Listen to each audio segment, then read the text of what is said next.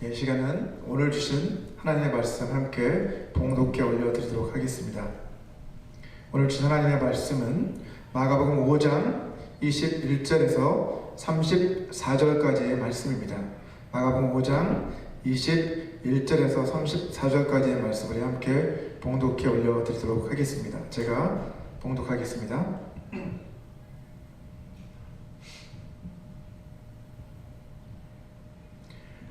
예수께서 배를 타시고 다시 맞은편으로 건너가시니 큰 무리가 그에게로 모이거늘 이에 바닷가에 계시더니 회당장 중에 하나인 야이로라 하는 이가 와서 예수를 보고 발 아래에 엎드려 간곡히 구하여 이르되 내 어린 딸이 죽게 되었사오니 오셔서 그 위에 손을 얹으사 그로 구원을 받아 살게 하소서 하거늘 이에 그와 함께 가실새 큰 무리가 따라가며 에워싸 밀더라. 12해를 혈루증으로 알아온 한 여자가 있어 많은 의사에게 많은 괴로움을 받았고 가진 것도 다 허비하였으되 아무 효험이 없고 도리어 더 중하여졌던 차에 예수의 소문을 듣고 무리 가운데 끼어 뒤로 와서 그의 옷에 손을 대니 이는 내가 그의 옷에만 손을 대어도 구원을 받으리라 생각함일러라. 이에 그의 혈루 근원이 곧 마름에 병이 나은 줄을 몸에 깨달으니라. 예수께서 그 능력이 자기에게서 나간 줄 곧 스스로 아시고 무리 가운데서 돌이켜 말씀하시되 누가 내 옷에 손을 대었느냐 하시니 제자들이 여짜오되 무리가 에워싸 미는 것을 보시며 누가 내게 손을 대었느냐 물으시나이까 하되 예수께서 이 일 행한 여자를 보려고 둘러보시니 여자가 자기에게 이루어진 일을 알고 두려워하여 떨며 와서 그 앞에 엎드려 모든 사실을 여쭈니 예수께서 이르시되 딸아 내 믿음이 너를 구원하였으니 평안히 가라 내 병에서 놓여 건강할지어다. 아멘. 마가복음 5장에는 예수님이 행하신 세 가지 기적사건이 소개되고 있습니다.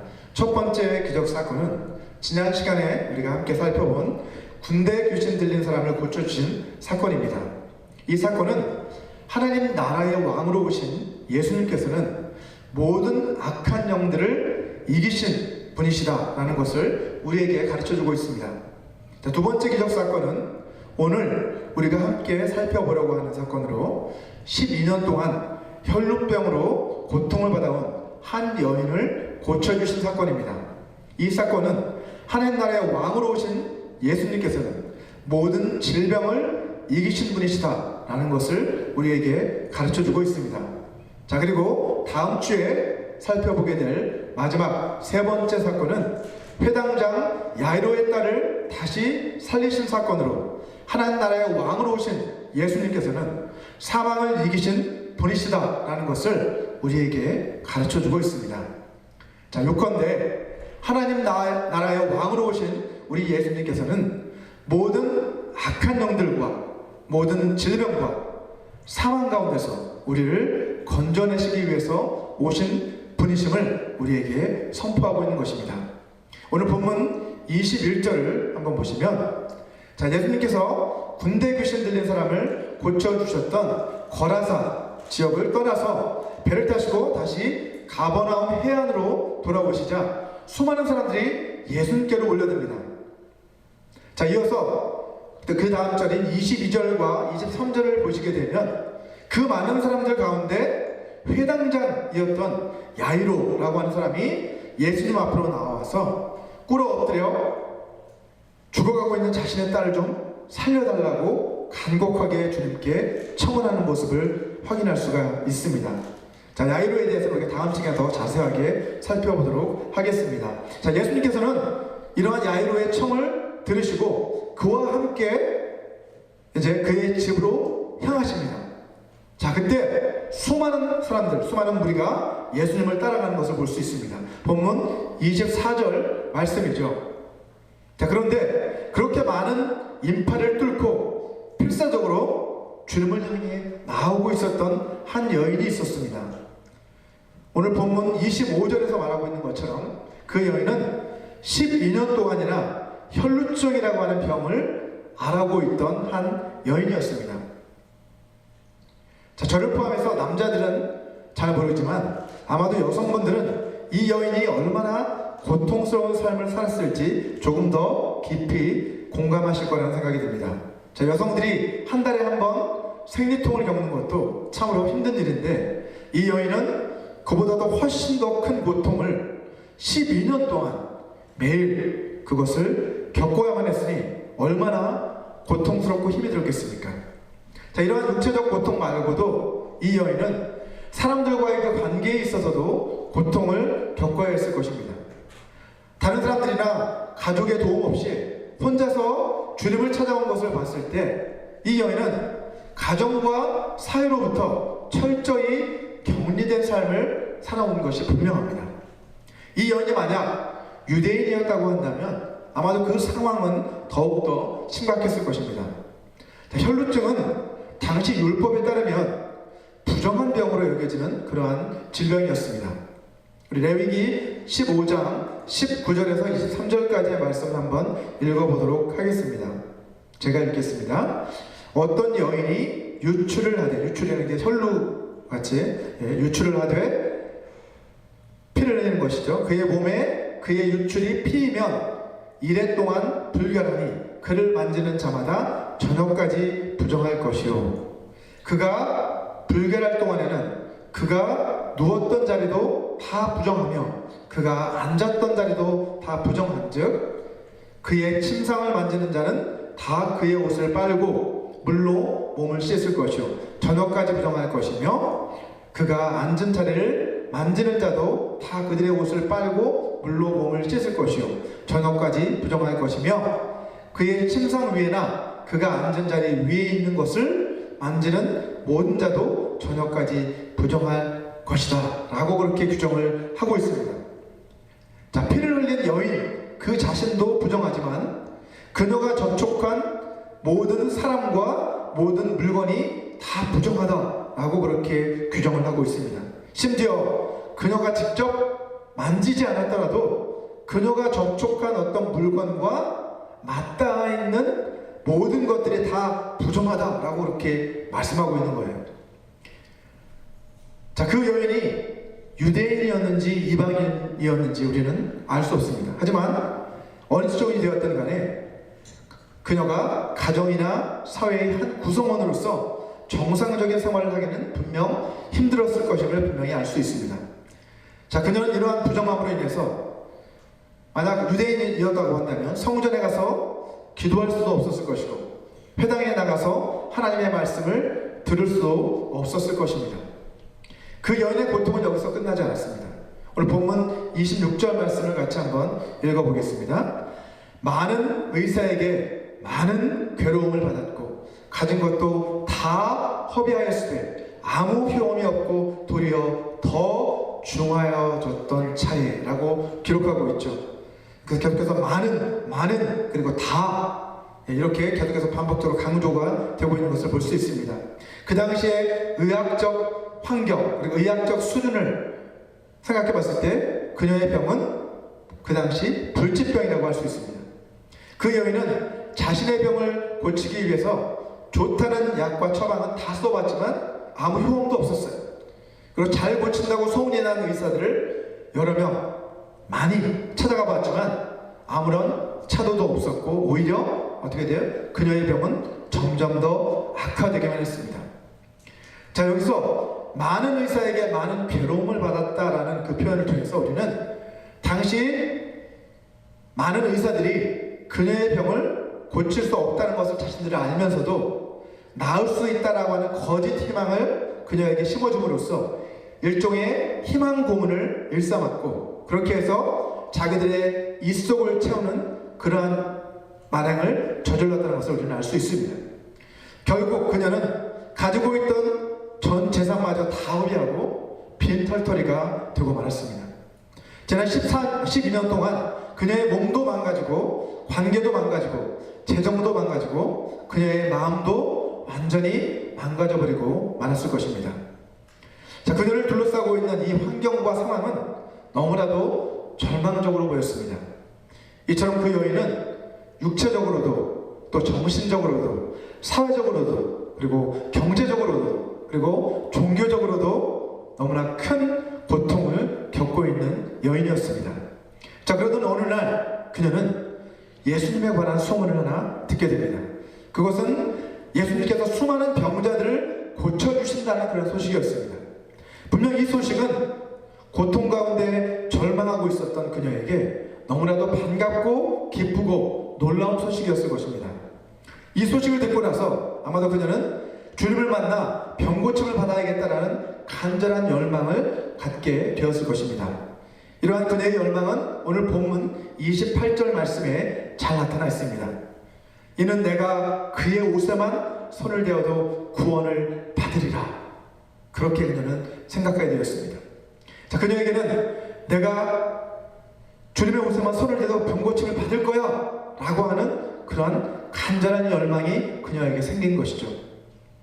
여러분, 대부분의 종교들에서 공통적으로 발견되는 가르침 가운데 하나가 바로 간절히 바라면 이루어진다 라고 하는 그러한 가르침입니다. 우리 속담에도 지성이면 감천이다 라는 속담도 있죠.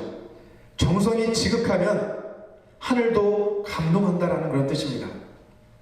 여러분은 이 말에 동의하십니까? 정말 무엇이든지 간절히 바라고 지극정성을 다 쏟으면 정말 그대로 이루어진 것일까요? 예를 들어서 어떤 사람이 복권 1등에 당첨되기를 간절히 바라면서 복권을 산다면 정말 복권 1등에 당첨이 될 수 있을까요? 한 어머니가 정한수를 떠놓고 아들이 대학에 합격하게 해달라고 간절히 빌고 또 빌면 정말 원하는 그 대학에 합격할 수 있을까요? 물론 그들의 바람처럼 복권 1등에 당첨이 될 수도 있습니다. 그리고 그 아들이 원하는 대학에 합격할 수도 있습니다. 하지만 그것은 그들이 그렇게 되기를 간절히 원했기 때문에 이루어진 것이 아니죠. 그냥 운이 좋아서 당첨이 된 것이고 또 열심히 공부를 했기 때문에 그렇게 합격을 하게 된 것입니다. 자, 그렇다면 또 다른 예 하나를 들어보겠습니다. 만약 어떤 믿지 않는 사람이 며칠 동안 하나님을 좀 만나게 해달라고 간절히 부르짖어 기도한다고 한다면 하나님이 정말 그 기도에 응답을 해주실까요? 물론입니다. 하나님은 그 기도에 반드시 응답을 해주십니다. 제가 이렇게 확신해가지고 여러분들에게 말씀드리는 이유는 제가 바로 그것을 직접 체험한 사람이기 때문입니다. 저는 대학교 2학년 여름방학 때까지 불신자의 삶을 살았습니다. 하지만 그때 한 전도자의 전도를 받고 나서 참석하게 된 교회 대학부 수련회에서 예수님을 믿고 영접하게 되었습니다. 며칠 동안 하나님이 정말 살아계신다면 저를 좀 만나 주십시오, 제 앞에 좀 나타나 주십시오 라고 간절히 기도했는데 신실하신 하나님께서는 저의 기도를 응답해 주셨어요. 그리고 저를 정말 만나 주셨습니다. 여러분, 하나님께서는 당신을 간절히 찾는 자를 반드시 만나 주시겠다고 말씀으로 우리에게 약속을 해 주셨습니다. 우리 잠언 8장 17절 말씀을 같이 한번 읽어보겠습니다. 잠언 8장 17절 시작. 나를 사랑하는 자들이 나의 사랑을 입으며 나를 간절히 찾는 자가 나를 만날 것이니라. 아멘. 주님을 사랑하는 자들은 더 큰 사랑을 입고 주님을 간절히 찾는 자는 반드시 주님께서 만나 주시겠다고 약속하신 것이죠. 하나님께서는 신실하신 분이시기 때문에 그 약속하신 말씀을 반드시 이루어 주시는 분이십니다. 여러분, 정한수를 떠놓고 자식이 대학에 합격하게 해달라고 간절히 비는 그 어머니의 기도와 하나님을 좀 만나고 싶다라고 만나게 해달라고 간절히 부르짖는 그 기도, 이 두 사이의 결정적 차이는 무엇일까요? 바로 약속이 있느냐 없느냐의 차이입니다. 그 대상을 알고 기도했느냐 모르고 기도했느냐의 차이입니다. 자, 예수님을 만나서 병고침을 받고자 하는 그 여인의 간절한 바람은 그녀가 예수님의 옷가만 만져도 내가 나을 것이다 라고 하는 그 간절함은 이제 정말 그녀가 예수님의 옷가에 손을 대었을 때 정말로 그대로 이루어졌습니다. 오늘 본문 29절 말씀을 보면 이렇게 기록하고 있죠. 이에 그의 혈루 근원이 곧 말랐다 라고 말씀하고 있습니다. 그러한 간절함을 가지고 만졌을 때 혈루의 근원이 멈추고 병이 나은 줄을 몸에 깨달았다라고 그녀가 그렇게 말씀하고 있습니다. 자, 예수님의 옷가를 만지는 그 순간 그녀는 출혈이 멈추었다라는 것을 스스로 깨달은 것이죠. 오늘 본문 30절을 보시면 그 순간 주님께서도 자기에게서 치료의 능력이 나간 것을 아셨다라고 말씀합니다. 자, 그리고 주님은 걸음을 멈추십니다.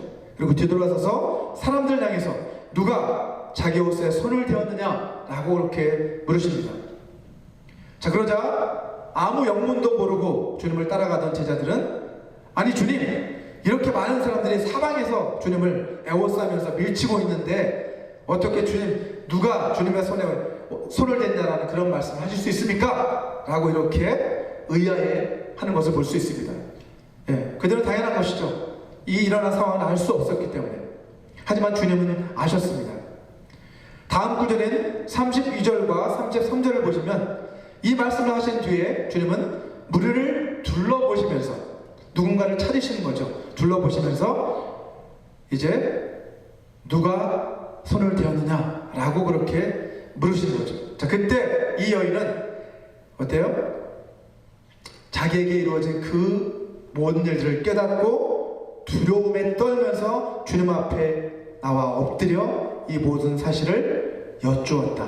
즉 주님 앞에 자백했다라고 그렇게 성경은 기록을 하고 있습니다. 자, 그러자 예수님께서는 그 두려움에 떨고 있는 그 여인을 향해서 이렇게 말씀을 하시죠. 본문 5장 34절 말씀입니다. 예수께서 이르시되 딸아, 내 믿음이 너를 구원하였으니 평안히 가라. 내 병에서 놓여 건강할지어다 라고 그렇게 주님은 그녀에게 말씀을 하십니다. 자, 예수님께서는 그 여인에게 내 믿음이 너를 구원했다 라고 말씀을 하고 계세요. 자, 여기서 말하는 믿음은 어떤 믿음일까요? 내 믿음이라고 하셨는데 그것은 예수님을 믿는 그 믿음을 말하는 겁니다. 다시 말해서 예수님께서 자신의 병을 고치실 수 있다라는 그런 믿음이죠. 예수님께서는 그녀의 육체뿐만 아니라 그녀의 마음도 또 그녀의 모든 관계들도 다 온전하게 회복시켜 주셨습니다. 오늘 본문에서 이 여인이 병고침을 받게 된 것은요, 예수님의 그 옷이, 예수님이 입고 계시는 그 옷이 어떤 마법의 옷처럼 어떤 신비한 능력을 가진 옷이었기 때문이 아닙니다. 또한 그녀에게 병이 낫고자 하는 너무나 간절한 열망이 있기 때문에 병이 나은 것도 아닙니다. 낫고자 하는 그 간절함이 있다라고 해서 다 병고침을 받는 것은 아니죠. 여러분, 똑같은 심장 수술을 받았고 똑같이 부모들이 그 자녀를 위해 간절히 기도했지만 어떤 아이는 죽어서 수술실을 나오고 어떤 아이는 살아서 나오는 모습을 저와 아내는 여러 번 목격을 했습니다. 지금 이 순간에도 세상에는 낫고자 하는 간절한 마음이 있지만 병을 끝끝내 극복하지 못하고 죽어가고 있는 수많은 사람들이 있습니다. 우리는 간절함과 믿음을 결코 혼동해서는 안 됩니다. 여러분, 간절함이 있다고 해서 믿음이 좋다고 섣불리 판단해서도 안 됩니다. 겉으로는 열심히 봉사하고 기도하고 예배도 안 빠지고 헌금도 꼬박꼬박 잘하지만 정작 믿음이 좋아서 그렇게 하는 것이 아니라 다른 사람들에게 잘 보이기 위해서 그렇게 하는 사람들도 너무나도 많습니다. 사무엘상 16장 7절에서 말씀하고 있는 것처럼 하나님께서는 우리의 외모가 아니라 우리의 중심, 곧 우리의 마음을 살펴보시는 분이시라고 성경은 말씀하고 있습니다. 그 여인의 간절함이 믿음을 만났을 때 그때 놀라운 기적이 일어나는 것을 볼 수 있습니다. 주님께서는 내 믿음이라고 말씀을 하셨지만 사실 그 믿음은 그녀 자신에게서 온 믿음이 아니라 하나님께서 그녀 안에 심어주신 믿음이라고 할 수 있어요. 그녀가 병고침을 받았던 것은 간절함이 있었기 때문이 아니고 그녀가 뛰어난 믿음을 가진 사람이었기 때문도 아닙니다. 하나님을 향한 믿음의 토대를 둔, 하나님을 향한 믿음, 그 믿음의 바탕 위에 둔 간절함만이 하나님의 응답을 받을 수 있는 것입니다. 오늘 본문의 혈루증 여인은요, 주님을 만나기 전에도 자신이 가진 모든 재산을 다 허비할 정도로 그렇게 낫고자 하는 간절한 열망이 있었던 여인이었습니다. 하지만 그 간절함은 그녀에게 아무런 소망도 가져다 주지 못했습니다. 오히려 그녀를 더 큰 절망 가운데로 몰아넣었습니다. 하지만 그녀의 그 간절함이 예수님을 믿는 그 믿음을 만났을 때 그 간절함이 실제 실상으로 이루어진 것이죠. 히브리서 11장 1절을 보시면 믿음은 바라는 것들의 실상이요 보이지 않는 것들의 증거다 라고 말씀하신 것처럼 그녀의 그 간절함이 이제 믿음을 만나 실제 삶 속에서 그대로 응답이 된 것입니다. 믿음의 토대 위에 세워지지 않는 간절함은요 실상으로 나타날 수가 없습니다. 그것은 헛된 소망일 뿐입니다. 우리의 간절한 소망이, 어떤 간절한 소망이 이루어지기 위해서는 믿음이 그 토대가 되어야만 한다는 말씀입니다. 우리의 믿음이 하나님의 약속에 근거한 믿음일 때 그 약속의 믿음 위에 세워진 그 간절함은 반드시 이루어지게 되어 있는 것이죠. 그 여인이 낳고자 하는 그 간절함으로 주님의 옷가를 만졌을 때 주님께서는 내 믿음이 너를 구원하였다 라고 말씀을 해주셨잖아요. 주님께서는 그 여인의 그 간절함이 주님을 향한 그 믿음에 근거하고 있다는 것을 인정하신 것입니다. 오늘 본문에 나오는 혈루증 여인과 마찬가지로 우리 모두는 죄로 인해서 하나님이 보시기에 부정한 그러한 사람들이었습니다. 하지만 예수 그리스도께서 우리의 모든 죄를 씻으시기 위해 십자가 위에서 피 흘리심으로 말미암아 우리 모두의 죄가 깨끗이 씻겨지게 된 것입니다. 이제 이 모든 것을 마음으로 믿고 입으로 시인하는 사람들, 예수 그리스도를 구세주와 주인으로 고백하는 사람들은 누구나 다 죄사함과 구원을 얻고 하나님의 자녀가 되는 그런 놀라운 특권과 은혜를 우리가 누릴 수 있게 된 것입니다. 할렐루야. 우리 혈루증 여인이 여러분 믿음을 가지고 주님 앞으로 나아왔던 것처럼 우리들도 주님을 예배하기 위해서 주님 앞으로 나올 때마다 믿음을 가지고 주님 앞으로 나와야만 합니다. 오늘 본문의 혈루증 여인이 주님의 옷가를 만짐으로써 병고침을 받았던 것처럼 우리도 예배 가운데 주님 앞으로 나와 주님을 만남으로써 이제 육체적, 정신적, 영적인 회복과 치유를 경험할 수 있어야 되겠습니다. 혈루증 여인이 병고침을 받고 이제 주님을 만난 뒤에 평안히 그 자리로 돌아갔던 것처럼 우리도 예배를 마치고 나서 각자의 삶의 자리로 돌아갈 때에는 주님이 우리에게 주신 참 평안을 누리며 이제 우리의 삶의 자리로 돌아갈 수 있어야 하겠습니다. 자, 여러분 모두가 매주 이 예배의 자리로 나올 때마다 믿음에 근거한 간절한 마음으로 주님 앞으로 나아가 주님과의 만남을 통해서 참된 회복과 치유를 경험함으로 날마다 주 안에서 참된 평안을 누리는 그런 삶을 살아가게 되시기를 주님의 이름으로 축원합니다. 우리 이 시간 오늘 들은 이 말씀을 생각하시면서 잠시 눈을 감고 함께 기도하는 시간을 좀 갖기 원합니다.